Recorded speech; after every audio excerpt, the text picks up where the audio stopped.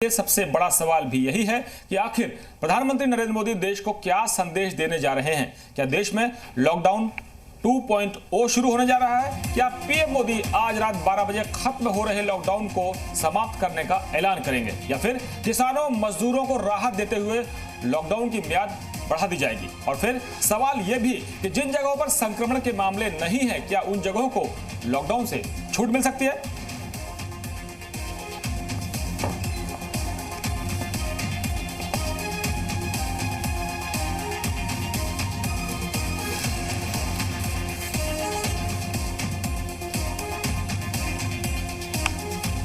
तो PM Modi lockdown को 2 हफ्ते और बढ़ाने का आज ऐलान कर सकते हैं। 21 दिन के लॉकडाउन की मियाद आज रात 12 बजे खत्म हो रही है। हालांकि कई ऐसे क्षेत्र हैं जहां पर यह जरूरत भी महसूस हो रही है कि वहां पर लॉकडाउन बढ़ाया जाए, जो पाबंदियां हैं उनको और ज्यादा कड़ाई से पालन उनका कराया जाए। सुबह 10 बजे कुछ ही देर बाद एक बार फिर प्रधानमंत्री नरेंद्र मोदी देश की जनता के सामने मुखातिब होने जा रहे हैं, देश की जनता को संबोधित करेंगे। ऐसे में कई ऐलान वो कर सकते हैं। पिछले बार जब प्रधानमंत्री नरेंद्र मोदी ने अपना संबोधन देश के नाम दिया था, तब लोगों से कई अपील उन्होंने की थी, कई बातें उन्होंने अपनी सामने रखी थी, और देश को संबोधित आज एक बार फिर प्रधानमंत्री नरेंद्र मोदी करने जा रहे हैं और जो लॉकडाउन की मियाद है उसको बढ़ाएंगे।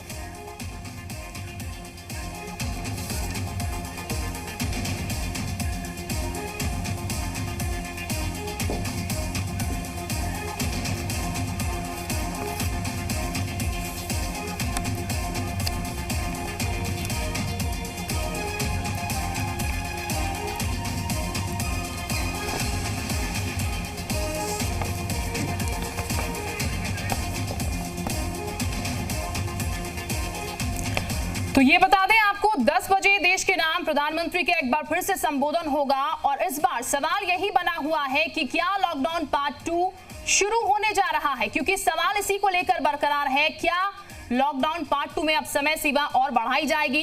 क्या ये लॉकडाउन और बढ़ाया जाएगा? तो आपको बता दें, जिस तरीके से लगातार प्रधानमंत्री अपील कर रहे हैं लोगों से सोशल डिस्टेंसिंग मेंटेन करें, अब प्रधानमंत्री दूसरे चरण में क्या कुछ कहते हैं आज सुबह 10 बजे, क्योंकि जनता इंतजार कर रही है और प्रधानमंत्री ठीक 10 बजे जनता से मुखातिब होंगे। लॉकडाउन पार्ट 2 क्या स्टार्ट होगा, जैसा कि यहाँ पर संभावनाएं जताई जा रही हैं, क्योंकि जिस तरीके से महामारी फैल रही है उसको रोकने के लिए सबसे बेहतर उपाय यही है कि सोशल डिस्टेंसिंग मेंटेन करके रखें और इसके साथ अपने घरों में रहें। तो यही बात आज हर कोई अपने जहन में लेकर चल रहा है, यानी कि यही सवाल हर किसी के जहन में है कि जब प्रधानमंत्री आ जाएंगे 10 बजे तो क्या कुछ कहते वो नजर आएंगे, जनता से जब मुखातिब होंगे तो जनता के नाम उनका संदेश क्या कुछ रहने वाला है।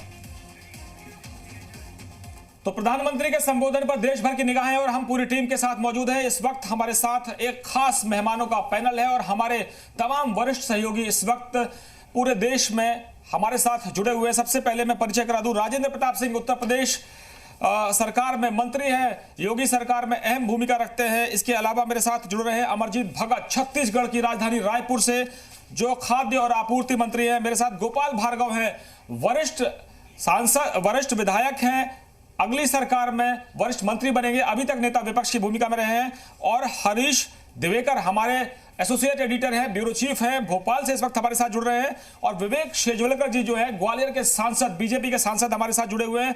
जगदीप संधू हमारे एसोसिएट एडिटर चंडीगढ़ से हैं और कुलदीप नेगी देहरादून से हमारे साथ हैं। तो कुल मिलाकर एक बड़ा पैनल हमारे साथ इस वक्त है। सबसे पहले मैं चलूंगा राजेंद्र प्रताप सिंह जी, आपके पास क्या उम्मीदें आपको प्रधानमंत्री से?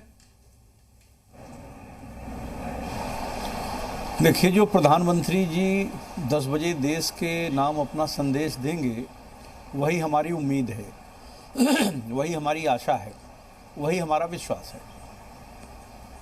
आप क्या चाहते हैं, आपकी सरकार क्या चाहती है? लॉकडाउन बढ़ना चाहिए या वैसी जगह जो रेड जोन में है, जो ऑरेंज जोन में है, उनको एक तरह से लॉकडाउन किया जाए और उसके बाद धीरे धीरे कुछ हिस्सों को खोल दिया जाए? किसानों को तो आप राहत देने की बात कर ही रहे हैं, या कुछ ऐसी फैक्ट्रियां जो मांग कर रही हैं कि मजदूरों के हित में थोड़ा थोड़ा काम हम तो शुरू कर लें? हम देश का कल्याण चाहते हैं, कोरोना मुक्त भारत चाहते हैं, प्रधानमंत्री जी के संदेश का अक्षरशः पालन चाहते हैं। उत्तर प्रदेश का मैं निवासी हूं और उत्तर प्रदेश सरकार में अपने यशस्वी मुख्यमंत्री योगी आदित्यनाथ जी के साथ काम कर रहा हूँ। प्रधानमंत्री जी अभी 10 बजे जो देश को संदेश देंगे, देशवासी होने के नाते उसका अक्षरशः पालन करना हमारा कर्तव्य है। और सरकार में मंत्री होने के नाते अपने टीम कैप्टन, अपने अगुआ उत्तर प्रदेश के यशस्वी मुख्यमंत्री योगी आदित्यनाथ जी का जो फैसला होगा उसको लागू करने में हम एक सहयोगी की भूमिका में हैं और उसमें हम पूरा सहयोग देके प्रधानमंत्री और मुख्यमंत्री जी की भावनाओं के अनुरूप उत्तर प्रदेश को कोरोना मुक्त करने का प्रयास करें। गोपाल भार्गव जी, मैं आपके पास आना चाहूंगा और अमरजीत भगत साहब, आपके पास भी मैं एक सवाल लेकर आ रहा हूं। भगत साहब, आपकी सरकार कह रही है कि सब कुछ नियंत्रण में है, लेकिन कटघोरा में जिस तरह से मामले सामने आए हैं और आरोप विपक्ष के ये भी हैं कि सरकार नाकाम रही है, लेकिन मैं आरोप प्रत्यारोप की बात नहीं करूंगा। आज के हालात में आप क्या चाहते हैं? नरेंद्र मोदी जो फैसला करेंगे वो देश के लिए फैसला करेंगे, लेकिन सरकार क्या चाहती है? क्योंकि कटघोरा ने आपकी सरकार को कटघरे में जरूर खड़ा किया है, क्योंकि जमातियों ने उत्पात मचा दिया आपके यहां भी।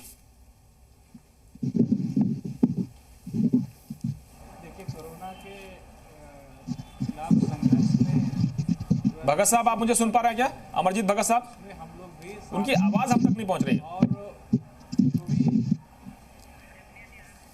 शायद कुछ तकनीकी दिक्कत है, हम दोबारा जुड़ेंगे, क्योंकि सवाल आजकल तकनीकी का, हम भी लॉकडाउन की सिचुएशन में काम कर रहे हैं सोशल डिस्टेंसिंग के साथ, तो तकनीकी जो नई आ रही है उसका हम इस्तेमाल करें, लेकिन कई बार वो धोखा देती है। भार्गव साहब, आज बहुत स्पोर्टी लुक में नजर आ रहे हैं। खेल की भावना तो राजनीति में इस वक्त जरूरी है। आप क्या देख रहे हैं? मध्य प्रदेश के हालात बेकाबू हो गए हैं, चाहे इंदौर की बात करूं, चाहे भोपाल की बात करूं, जबलपुर की बात करूं, विदिशा की बात करूं या और भी इलाकों की बात करूं। जमातियों के हालात बिगड़ने में जो योगदान है, उनकी जो भूमिका है, उनकी जो गलतियां हैं, वो तो अलग मसला है, लेकिन सरकार की भूमिका पर विपक्ष ने सवाल उठाए हैं और कमलनाथ ने यह कहा कि ये लॉकडाउन इसलिए नहीं लगाया गया पहले समय से पहले कि वो नरेंद्र मोदी या उनकी सरकार या बीजेपी उनकी सरकार को, कमलनाथ की सरकार को गिराना चाहती थी, इस वजह से हालात बेकाबू हुए।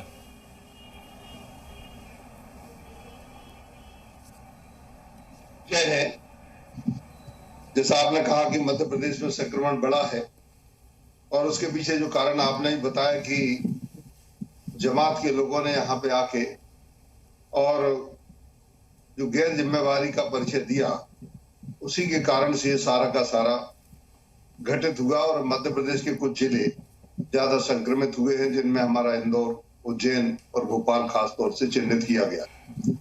यहीं पर ज्यादा पॉजिटिव केस मिले हैं और मौतें भी यहाँ पर हुई। शेष मध्य प्रदेश में आज मैं बहुत ही संतुष्ट हूँ, हमारे प्रदेश के लोग संतुष्ट। हमारा हाई कमान, हमारे मुख्यमंत्री भी इस बात से शायद इत्तेफाक रखते। लगता है गोपाल भार्गव साहब की आवाज भी चली गई है और तो कुछ तकनीकी दिक्कत वहां भी आई है। मैं अपने सहयोगियों से जुड़ना चाहूंगा। अभी विवेक शिजवलकर जी शायद हमारे साथ जुड़ गए हैं, मास्क लगाए हुए, उनको देख सकते हैं ग्वालियर से। और अमरजीत भगत साहब, अगर आपको आवाज आ रही है, शायद गोपाल भार्गव जी आपकी आवाज हम तक पहुंच नहीं रही है। शहडोल, ये सारे जिले हैं, ये हमारे संक्रमण से मुक्त हैं लगभग पूरी तरह से जी। सागर में सिर्फ एक मामला सामने आया है। तो इस वक्त हम चलते हैं, एक बार ग्वालियर का रुख कर लेते हैं। विवेक जी, ग्वालियर के हालात कैसे हैं? जी नमस्कार। पूरी तरह नियंत्रण में है और ग्वालियर में जो भी कोरोना के संक्रमण के लिए जो लॉकडाउन जारी किया गया है, वो पूरी तरह से यहाँ पर लोग स्वेच्छा से उसका पालन कर रहे हैं और सौभाग्य से अभी यहाँ पर ऐसे केसेस भी नहीं आ रहे हैं। और जो लोग प्रभावित हैं लॉकडाउन से, जिनको दिक्कतें हैं, उनके लिए पूरी राशन की व्यवस्था, उनके लिए भोजन के पैकेट्स की व्यवस्था लगातार सरकार की तरफ से, कार्यकर्ताओं की तरफ से किया जा रहा है जी। और मेरा मानना है, देखिए आज से 50 साल बाद जब इतिहास लोग जब पढ़ेंगे तो वो पढ़ेंगे कि ऐसा नेता जिस पर जनता का पूरा विश्वास था और ऐसा नेता जो समाज और राष्ट्र के प्रति समर्पित था, उसने दोनों ने मिल करके कोरोना को हरा दिया। और अगर दुर्भाग्य से ऐसा नहीं हुआ तो इतिहास हमें कभी माफ़ नहीं करेगा। इसलिए मेरा तो सभी से यही निवेदन है, लॉकडाउन का बहुत सख्ती से पालन करें। बाकी अभी 10 बजे माननीय मोदी जी जो हमारे देश के लोगों को संबोधित करने वाले हैं, वो जो भी कहेंगे वो जनता उसका पालन करेगी और मुझे पूरा भरोसा है कि आने वाले कुछ ही दिनों में हम इस कोरोना का जो बहुत बड़ा संकट, ये केवल संकट भारत पर नहीं है, सारी दुनिया पर इसका संकट है। लाखों लोग जो है संक्रमित हैं, हज़ारों लोगों की मौत हो चुकी है और सारा दुनिया जो है वास्तव में इस समय भारत की ओर देख रही है। WHO ने भी कहा है कि कोरोना का भविष्य जरा यही आपकी राय एक विवेक जी, हमने एक शब्द सुना था, तो मैं जरा अमरजीत भगत साहब से पूछ लेता हूं कि एक अक्सर एक टर्म इस्तेमाल होता है, पुलिस प्रशासन कहते हैं स्थिति तनावपूर्ण है लेकिन नियंत्रण में है। मैं आपसे जानना चाहता हूं भगत साहब, स्थिति तनावपूर्ण है लेकिन नियंत्रण में है, ये शब्द हमने बहुत सुना है, असलियत क्या है? छत्तीसगढ़ की सरकार कटघोरा के मामले में कटघरे में है। देखिए, जब से कोरोना के खिलाफ जंग शुरू हुआ है, WHO जो एडवाइजरी जारी किया है, भारत सरकार ने जो लॉकडाउन का आदेश जारी किया है, छत्तीसगढ़ पूरा उसका पालन कर रहा है। और मैं कह सकता हूं कि छत्तीसगढ़ का जो प्रयास है, हमारे मुख्यमंत्री भूपेश बघेल जी ने जो तमाम आदेश दिए हैं, उससे स्थिति नियंत्रण में है। और आज केवल कटघोरा का केस को हम छोड़ दें तो बाकी अन्य जिलों में इसके कहीं भी केस देखने को नहीं मिल रहे हैं। तो लेकिन कटघोरा किसकी जिम्मेदारी है? आप प्रयास कैसे देंगे भगत साहब? कटघोरा किसकी जिम्मेदारी है? वो भी तो आपके के खिलाफ लड़ाई में छत्तीसगढ़ अग्रणी भूमिका निभा रहा है। भगत साहब, कटघोरा को छोड़ क्यों दें? कटघोरा को ही तो पकड़ के रखना है, बचाना है कटघोरा को। अगर कटघोरा को छोड़ दे तो शेष प्रदेश के अन्य जिलों में कहीं से भी इस प्रकार की शिकायत, इस प्रकार की खबर नहीं आ रही है। केवल कटघोरा का अगर छोड़ दे तो कटघोरा को भी हमने जो लोग थे उसको पहचान कर लिया है। लोग को भगत साहब, आपके मुख्यमंत्री प्रधानमंत्री नरेंद्र मोदी को आईना भेजते रहे हैं। अब रमन सिंह जो पूर्व मुख्यमंत्री हैं, वो आईना दिखा रहे हैं कि कटघोरा में हम छोड़ गए तो कटघोरा तो कोरबा का हिस्सा है, आपकी सरकार का ही कंट्रोल में आता है। जब आप जमाती आए थे तो आप दामाद की तरह ट्रीट कर रहे थे प्रदेशों को भी आप देखिए और छत्तीसगढ़ का देखिए।